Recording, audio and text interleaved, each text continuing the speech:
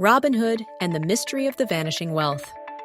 Once upon a time, in the once great land of Britannia, there was a legend, a hero named Robin Hood. He and his band of merry men had a simple mission: to take from the rich and give to the poor.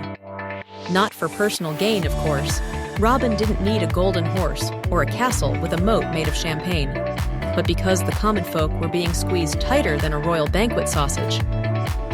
In those days, the Sheriff of Nottingham was the villain, a man who taxed the people so heavily that even the mice in the cottages started looking at the cheese tax forms in despair.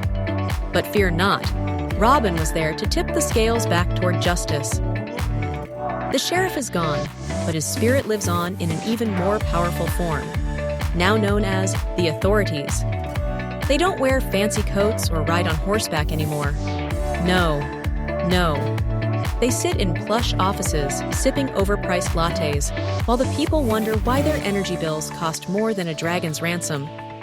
The castles of old have been replaced with offshore bank accounts, and instead of stealing with swords, they simply adjust a few regulations and, poof, your hard-earned money disappears faster than a magician at a tax evasion seminar.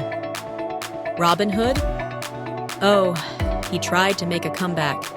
But these days, redistributing wealth is considered highly inappropriate behavior, and poor Robin found himself in trouble for disrupting financial stability.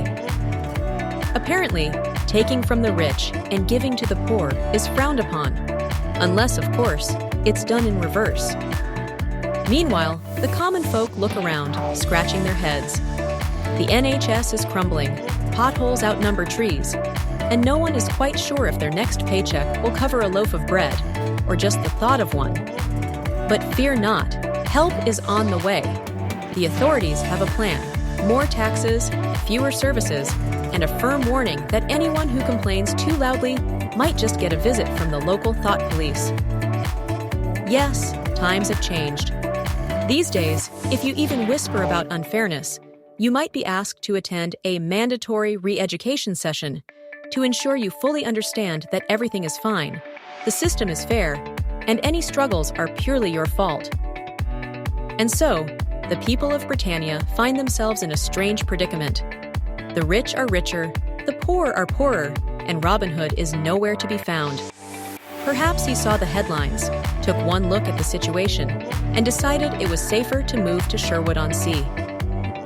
But until then, best to keep your thoughts to yourself